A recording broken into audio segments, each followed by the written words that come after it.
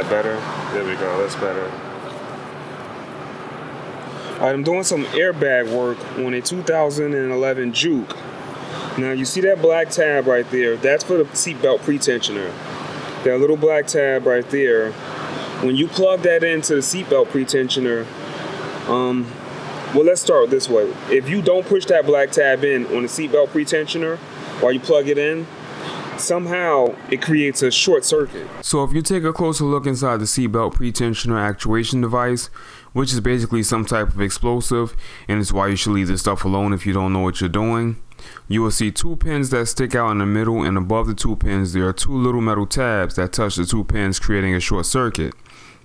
Why would the engineers put a short circuiting mechanism in the connector of the seatbelt pretensioner?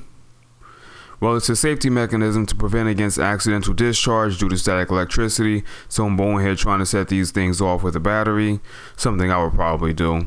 And some lawyer somewhere decided it's a good idea to lessen the chances of these explosives accidentally going off for some reason or another. But basically, if you simply try to send a power source across the two pins without deactivating the short circuiting mechanism, you will have a very difficult time trying to get these things to discharge. So it's basically a safety mechanism. If you're not aware of it, it will drive you insane trying to diagnose a short circuiting issue on one of these seatbelt tensioners where some bonehead has broken the safety clip. That's what we got here. So the computer will pick that up as a short circuit, and you will get a DTC for having a short circuit on the seatbelt pretension on the left-hand side, and if the black tab isn't pushed in on the right-hand side, you will get the same short circuit DTC. Now, if somebody was in there and they did some butchery work and they broke the black tab. Oh, hey, I see how you're still here. Yeah. Just talking about you. And if they broke the black tab like they did on this one, then you're going to have some issues, and it's going to drive you insane trying to figure out why you can't get that airbag to go out, airbag light to go out, because the computer thinks there's a short circuit.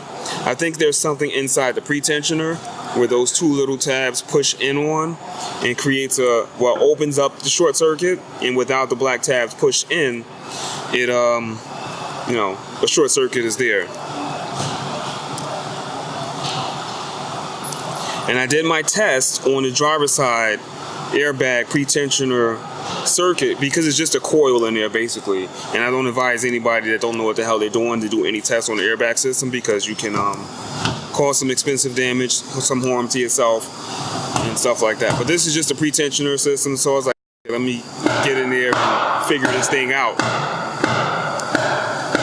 So I figured it out, and that's what we got. So I gotta find one of these black clips. I'm not sure if you can get that separate from the harness. I might have to find something in the shop. Hopefully somebody in the shop has something like that, or rig something up, because I sold this guy a seatbelt pretensioner thinking that the one that was given, that he provided us, that was in the car, was defective.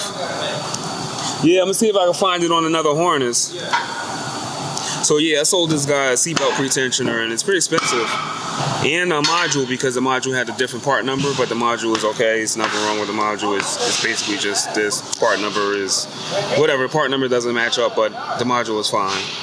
So I gotta fix this, and just a heads up, make sure that this clip, if you have an issue with short circuit code DTC on an airbag system, make sure that these clips are pushed all the way in and or not broken, because somebody broke this clip here.